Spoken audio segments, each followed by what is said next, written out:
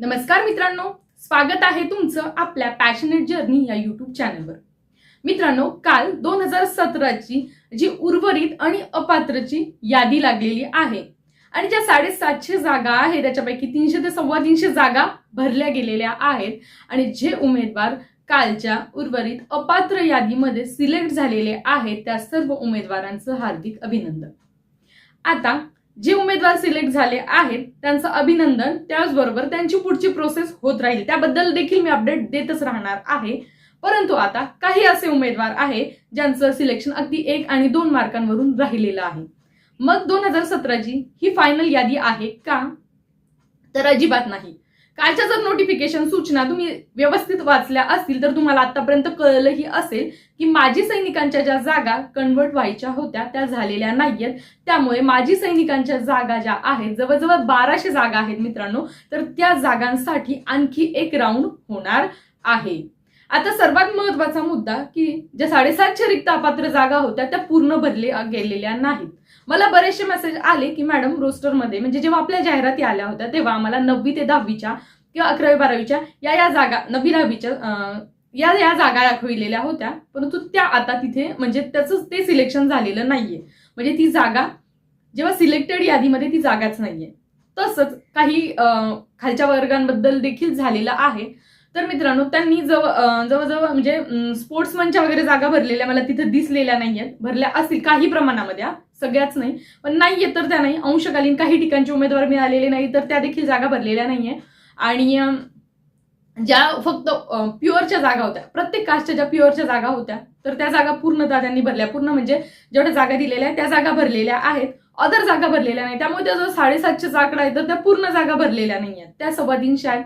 आता त्या उर्वरित ज्या जागा आहेत ना, ज्या खेळाडूच्या अंशकालीनच्या आहेत त्या जागा त्या आता कदाचित भरल्या जाणार नाही। परंतु 1200 जागा होत्या मित्रांनो माजी सैनिकांच्या जागा, तर त्यामध्ये 10% जागा ठेवून उर्वरित जागा भरल्या जातील। मग प्रत्येक ठिकाणच्या 10% असं धरा किंवा एकंदरीत जागेच्या 10% जागा रिक्त ठेवतील। जर 10% जागा रिक्त म्हणजे जवळजवळ 1000 जागा आहेत। म्हणजे जर आता तुमचं 1-2 मार्कावरून 3 मार्कावरून सिलेक्शन राहिलं आहे तर इथे तुम्हाला चान्स जास्त आहे, कारण 750 पैकी 325 जागा जेव्हा भरल्या गेल्या तेव्हा मेरिट 2 ते 3 मार्काने प्रत्येक कास्ट मधलं खाली आलेलं आहे।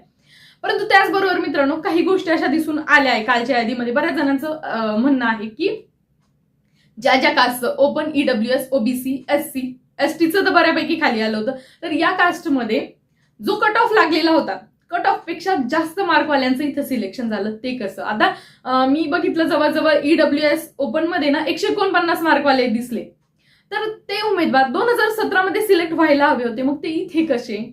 तर काही उमेदवार होते मित्रांनो की ज्यांनी प्रेफरन्स दिलेलेच नव्हते, मागच्या वेळी प्रेफरन्स दिलेले नव्हते। काही जणांचं दुसरीकडे वगैरे सिलेक्शन झालेलं असावं, त्यांना पुन्हा या भरतीमध्ये यायचं असेल, परंतु असे उमेदवार मला थोडेसे जास्त प्रमाणात दिसले।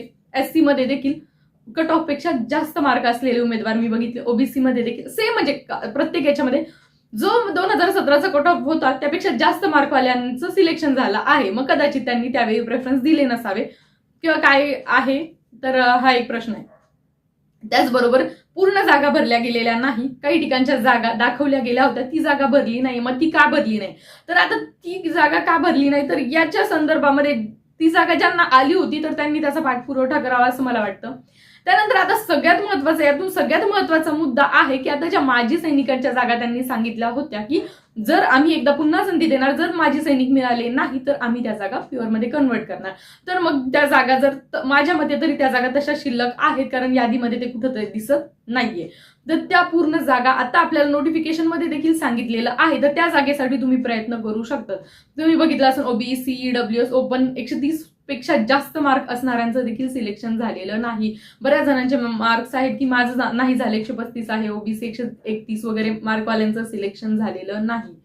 तर त्यामुळे आता त्यांना हा चान्स आहे की या जागांसाठी पाठपुरावा करणं, कारण कालच्या ज्या सूचनांमधून जर सूचना तुम्ही व्यवस्थित वाचल्या असतील तर एक गोष्ट माझ्या लक्षात आलेली आहे की पुन्हा हे प्रेफरन्स मागवणार नाही, कारण एका सूचनेमध्ये आपण सूचनांबद्दल वेगळा व्हिडिओ करू। माझ्यामध्ये कालपर्यंत तुम्ही सूचना वाचल्या असतील, त्यामुळे मला तुम्हाला काही ठळक महत्त्वाचे मुद्दे सांगायचे होते, त्यासाठी मी आज हा व्हिडिओ केला आहे। तर त्यामध्ये काही ठिकाणी असं दिलेलं आहे की काही ठिकाणी नाही, एक 4था की 5वा पॉईंट असा दिलेला आहे, त्यामध्ये सांगितलेलं आहे की आता जे माजी सैनिकांच्या जागा आहेत त्यासाठी यादी लावली जाईल. त्यांनी तिथे उल्लेख नाही केला की पुन्हा प्रेफरन्स मागवतील, कारण आपल्यासमोर प्रेफरन्स होते, माजी सैनिकांच्या वगैरे जागा ऑलरेडी होत्या आणि त्यानुसारच सर्वांनी जशा प्रेफरन्स दिले आहे. तर कदाचित 100% नाही सांगत, कदाचित आता जे तुम्ही आत्ता प्रेफरन्स दिले आहेत त्याच प्रेफरन्सवर आधारित तुम्हाला जे माजी सैनिकांच्या जागा आहे त्यासाठी डायरेक्ट यादी लावली जाईल. आणि माझ्या मते तरी आता डायरेक्ट यादीच लावावी, कारण बऱ्याच जणांना जागा माहीत होत्या आणि प्रेफरन्स जे आता दिलेले आहे जवळजवळ सगळ्यांनी प्रेफरन्स अशाच हिशोबाने दिलेले आहे की ज्या ठिकाणी आपलं सिलेक्शन होऊ शकतं. तर जर यांनी येत्या 2 ते 3 दिवसामध्ये पुढची यादी लावली तर जेणेकरून 2017चे प्रेफरन्स 2023चे प्रेफरन्स जे काही आता शिक्षण मंत्र्यांनी सांगितलं किंवा आता जे काही सध्या आपल्या शिक्षक भरती संदर्भामध्ये पॉझिटिव्ह वातावरण चालू आहे, तर जेणेकरून 5 डिसेंबर नंतर 2023चे प्रेफरन्स येतील. म्हणजे 2017ची जी काही विदाऊट इंटरव्ह्यूची आहे ती यादी तिथे क्लोज होईल. कारण अजूनही एक राऊंड बाकी आहे, माजी सैनिकांच्या जास्त जागांचा राऊंड बाकी आहे, तर तो लवकरात लवकर व्हावा यासाठी आता प्रयत्न करायला हवे. त्यांनी स्वतः सूचनांमध्ये सांगितलं आहे, त्यामुळे ते होणार आहे. परंतु ते होणार आहे पण कधी याबद्दल कुठेही सांगितलेलं नाही. तर त्यामुळे 2023 पूर्वी हे व्हावं असं मला वाटतं. तर त्यासाठी तुम्ही आता जे उर्वरित आहे जे आहे शिल्लक, ज्यांचं मला असं वाटतं ओबीसी वाले बरेचसे चांगल्या मार्क्सवाले उमेदवार आहेत की ज्यांचं सिलेक्शन झालेलं नाही, तर त्यासाठी प्रयत्न करा. आयुक्त कार्यालयामध्ये सातत्याने आता पाठपुरावा करा की ही यादी केव्हा लागेल. आता 2023चा आता बघूया. 5 डिसेंबर सांगितलं आहे शिक्षण मंत्र्यांनी की 5 डिसेंबर नंतर त्यांना प्रेफरन्स मिळणार आहे. आणि सध्या पुणे आयुक्त कार्यालयामध्ये जे संतोष लष्करे सर आहे जे उपोषणाला बसलेले आहेत, तर मित्रांनो तिथे जाऊन तुम्ही फक्त एक दिवस का होईना तुम्हाला जितकं शक्य होईल तिथे जाऊन तुम्ही त्यांना सपोर्ट करा, जेणेकरून जाहिराती लवकरात लवकर येतील आणि ही शिक्षक भरती आचारसंहितेत अडकू नये. 2023ची शिक्षक भरती ही 2017 सारखी 5 वर्ष लांबू नये यासाठी थोडासा प्रयत्न करण्याची खूप गरज आहे. त्याचबरोबर आता सध्या जे काही तुम्ही बघितलं होतं, मी आपल्या कम्युनिटीला टाकलं होतं, बाकीच्या युट्यूब चॅनलवर वगैरे तुम्ही बघितलं, जो मुद्दा महाराष्ट्रामध्ये सर्वात जास्त गाजतोय की शिक्षण मंत्र्यांनी ज्या प्रकारे एका अभियोग्यता धारकाला धमकीबाजा त्यांनी धमकीच म्हणता येईल डायरेक्ट, मी तर तेच म्हणेल की ज्या प्रकारे त्यांचं वक्तव्य होतं, एकतर शिक्षण मंत्री स्वतःच्या मुद्द्यांवर कधीच ठाम राहिलेले नाही. म्हणजे कधीच त्यांनी सत्य खरं बोललेले नाहीये. प्रत्येक शब्द त्यांचा शब्द खोटा आणि त्याचबरोबर एकही मुद्दा अभ्यास न करता किंवा माहिती नसताना ते काहीही बोलतात. मागेच त्यांनी आम्हाला सांगितलं होतं की आपल्याला बऱ्याच ठिकाणी सांगितलं होतं की आमच्या नियुक्तीपत्र तयार आहेत आणि आता फक्त एकदा स्टे उठलं की आम्ही नियुक्तीपत्र विद्यार्थ्यांच्या हाती देणार. मग जर तुमचं नियुक्तीपत्र तयार होतं तर मग आता तुमच्या जाहिराती का येत नाहीये. खूप मुद्दे आहेत मित्रांनो आणि जे सर्वसामान्य सर्वच अभियोग्यता धारकांना कळत आहेत. तर आता हा मुद्दा विविध प्रकारच्या मीडियानी वगैरे आपला उचलून धरलेला आहे.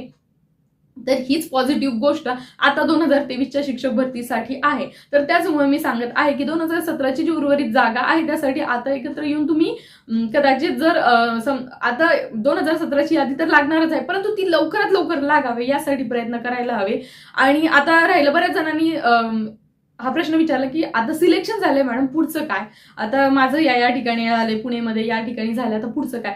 तर मित्रांनो ज्या ज्या जिल्हा परिषदांमध्ये तुमचं सिलेक्शन झालंय तिथून तुम्हाला पुढच्या कार्यवाहीसाठी तुम्हाला गोष्टी कळतील की तुम्हाला नोटिफिकेशन्स वगैरे येतील की पुढची कार्यवाही कधी करायची आहे. मला असं वाटतं कदाचित असं होऊ शकतं की 17चा जो उर्वरित दुसरा राऊंड होऊन त्यांचे दोन्ही सिलेक्शन एकत्र होईल किंवा व्हावं अशी आपण अपेक्षा व्यक्त करूया. म्हणजे सिलेक्शन प्रोसेस पुढची प्रोसेस एकत्र व्हावी अशी आपण अपेक्षा व्यक्त करूया. कारण याला उशीर जर लावला तर त्याचा तोटा असा होतो की 2023च्या विद्यार्थ्यांवर अन्याय होतो. काय कसा होतो बघा, एक तर 17ची यादी अजून आता एक यादी लागली, अजून एक बाकी आहे. म्हणजे जवळजवळ ते माझ्यामध्ये 1000 जागा आहेत. 1200 जागांमध्ये 10% जर तुम्ही रिक्त ठेवला तर 1000 जागा आहे.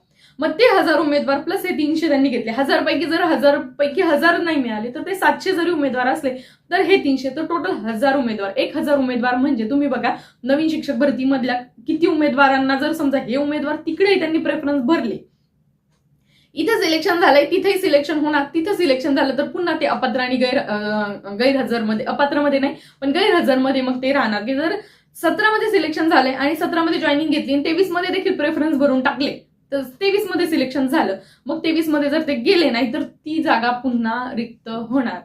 आता मला एक गोष्ट इथून कळकळीची विनंती करायची आहे, ज्यांचं सिलेक्शन झालं आहे तुम्हाला दोन्हीकडे चान्स आहे, पण जर तुम्हाला असं वाटत असेल की माझं सिलेक्शन ज्या ठिकाणी झालंय ते ओके आहे, जो मला जिल्हा म्हणजे ठीक आहे, तर तुम्ही 2023चे प्रेफरन्स देऊ नका मित्रांनो, अजिबात प्रेफरन्स देऊ नका. कारण तुमचं इथे सिलेक्शन झालेलं आहे.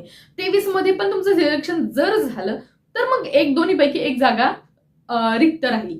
मग कुणाला असं वाटत असेल की नाही मला नाही मिळाला, तर तो तुमचा हक्क आहे. हक्काच्या विरोधात आपण बोलणार नाही, तो तुमचा हक्क आहे. परंतु मला तुम्हाला एक गोष्ट सांगायची आहे की 2017 मध्ये ज्यांचं सिलेक्शन झालं आहे त्यांना बदली मिळू शकते. कारण की 2023च्या विद्यार्थ्यांना नियम असा सांगतो की 2023 नंतर भरती झालेल्या उमेदवारांना बदली मिळणार नाही, पण 17च्या विद्यार्थ्यांना मिळू शकते. परंतु मला इथून एक गोष्ट देखील सांगायची आहे की कधी नियम बदलतात, त्यामुळे कुठली गोष्ट आपण इथून सांगू शकत नाही. पूर्वी बरेच असे काही व्हिडिओ बनवले गेले की शिक्षण मंत्री असे म्हणाले तसे म्हणाले, नंतर मग विद्यार्थी विचारतात की मॅडम हे तर असं होतं. परंतु नियम कसे बदलतात मित्रांनो, तुम्ही आपलेच व्हिडिओ सुरुवातीपासून जर बघितले की नियम कसे बदलत गेले तसं आम्हालाही बदलत जाऊन तुम्हाला सांगावं लागतं. तर ह्या अशा गोष्टी आहेत. जेंट्सच्या बाबतीत सांगेल अजिबात गरज नाही 2-2 ठिकाणी जायची, परंतु लेडीज असतील तर तुम्ही तुमच्या हिशोबाने बघू शकतात. परंतु 23 मध्ये हा नियम आहे, 17 मध्ये तरी तुम्हाला बदली होऊ शकते. तर या 1-2 गोष्टी आहेत. आता काय आहे, ज्यांचं सिलेक्शन झालंय त्यांचं डॉक्युमेंट व्हेरिफिकेशन वगैरे होईल, त्यानंतर तुमचं समुपदेशन होईल. तुम्हाला जो तालुका मिळेल, तालुका मिळाल्यानंतर तुमचं समुपदेशन होईल की तुम्हाला तालुक्यामधल्या कुठल्या म्हणजे शाळेमध्ये वगैरे जायचं. तर या गोष्टी होतील. त्याचबरोबर साईड बाय साईड माजी सैनिकांचा राऊंड व्हावा यासाठी प्रयत्नशील राहा. त्याचबरोबर 2023च्या भरतीसाठी सरांनी अन्यथा उपोषण केलेलं आहे, संतोष लष्करे सर, त्यांना सपोर्ट करा जेणेकरून जाहिराती लवकर येतील. एकदा जाहिराती आल्या ना मित्रांनो, मग कसं आहे की तुम्हाला जाहिराती करतील, जागांचा अंदाज करेल. जागा 20,000 आहे मित्रांनो, कालही मी कम्युनिटीला टाकलंय. या अगोदर मी तुम्हाला एकदा बोलले होते की 12-13 हजार जागा झेडबीच्या असतील आणि उर्वरित संस्थेच्या असतील, हे मी तुम्हाला अगोदरही बोलले होते. कारण त्यांची मानसिकता तेवढं भरण्याची नाहीये. जागा 20,000 आहे असं सांगताय, पण जाहिराती आल्यावर तुम्हाला खरं कळेल की जागा नेमक्या किती, आणि एवढाच राऊंड होणार. तुम्ही बघा, हाच राऊंड जोपर्यंत कंप्लीट होत नाही तोपर्यंत आचारसंहिता लागून हे होतं. तर या गोष्टी आहे, घडामोडी फास्ट घडत आहे. ज्यांना वेळ असेल, ज्यांचं खरंच शक्य असेल तर त्यांनी जा. आता बरेचसे जण येऊन मेसेज करता की मॅडम तुम्ही जा, माझ्या काही गोष्टी आहेत, काही अडचणी आहेत ज्या मी बऱ्याच जणांशी बोललेले आहे. तर त्याचमुळे मी आपल्या व्हिडिओच्या माध्यमातून म्हणजे अगदी जे लोक सपोर्ट करत आहेत, म्हणजे आंदोलनाला म्हणा किंवा समजा कोमल मॅडम आहेत त्यांच्याशी बोलणं झालं की त्या देखील मॅडम म्हणजे प्रत्येक वेळेस प्रसारमाध्यमासमोर येऊन त्या गोष्टी व्यक्त करत आहेत. त्यांच्या पद्धतीने तुम्ही विचार करा, एक अभियोग्यता धारक आहे, एक मुलगी आहे जी स्वतः जाऊन शिक्षण मंत्र्यांना प्रश्न विचारते. हे इतकं कौतुकास्पद आहे मित्रांनो. म्हणजे या एका गोष्टीमुळे खरंच सध्या महाराष्ट्र हललेला आहे आणि खरं तरी शिक्षक भरतीसाठी पॉझिटिव्ह वातावरण निर्माण झालं आहे. त्याचबरोबर संतोष लष्करे सर जे काही उपोषण करत आहेत त्याचा देखील खूप जास्त इफेक्ट पडत आहे. परंतु काय माहितीये का, एक पुढारी चॅनल जर सोडलं ना मित्रांनो, तो बाकीचे जे न्यूज चॅनल आहे त्यांनी आंदोलनस्थळी जाऊन थोडंसं त्यांचं हे केलं पाहिजे, कारण त्या गोष्टीची खूप गरज आहे. मग त्यासाठी कशाची गरज आहे, व्हिडिओची गरज आहे. त्या गोष्टी व्हायरल झाल्या पाहिजे, ट्विटर ट्रेंड चालतो त्या गोष्टी केल्या गेल्या पाहिजे, किंवा युट्यूब चॅनल जे काही युट्यूब चॅनल जे आहे ते काही ज्या बातम्या हे करत आहेत त्या गोष्टी व्हायरल केल्या गेल्या पाहिजे. सध्या तुम्हाला माहिती आहे सोशल मीडियाचं जग आहे आणि या गोष्टी केल्यानंतरच काहीतरी इफेक्ट होऊ शकतो. जसं की काल कोमल मॅडमचा जो व्हिडिओ व्हायरल झाला त्यामुळे गोष्टी खूप पॉझिटिव्ह झाल्या. तर ह्या गोष्टी अशा होऊ शकतात. म्हणजे सध्या तरी 23च्या भरतीसाठी हे करणं खूप गरजेचं आहे. सध्या प्रशासन इतकं शांत आहे, त्यांना काही गरज नाहीये. आपला अभियोग्यताधारक उपोषण करतोय त्यांना काही गरज नाहीये. गरज आहे ती आपल्याला आहे आणि नोकरी घेण्याची गरज आपल्याला आहे. तर त्यासाठी स्वतः प्रयत्न करायला हवे. आणि पुन्हा एकदा आता मला असं वाटतं की या व्हिडिओमध्ये बऱ्याच गोष्टी बोलले मी. 2017च्या ज्या गोष्टी आहेत त्या क्लिअर केलेल्या आहेत. उर्वरित राऊंड लवकर व्हावा अशी आपण अपेक्षा व्यक्त करूया. हा व्हिडिओ मी इथेच एंड करते मित्रांनो. पुढच्या ज्या प्रोसेससाठी 2017च्या पुढच्या प्रोसेससाठी कुणाला काही अडचण आली तर आपल्या कमेंट बॉक्समध्ये कळवायला अजिबात विसरू नका. आणि आपले व्हिडिओ आवडत असतील तर नक्कीच लाईक करा. आणि यापुढे मी पुढचे अपडेट देतच राहील. तर त्यासाठी चॅनल सबस्क्राईब केलं नसेल तर बटन सबस्क्राईब करून घ्या आणि त्याच्या बाजूचा बेल आयकॉन देखील नक्की प्रेस करा, म्हणजे तुम्हाला माझ्या येणाऱ्या सर्व व्हिडिओची नोटिफिकेशन वेळेत मिळत जातील. चला तर मग मित्रांनो, पुन्हा भेटूया अशाच नवीन अपडेट सोबत. तोपर्यंत चॅनल सोबत राहा. धन्यवाद.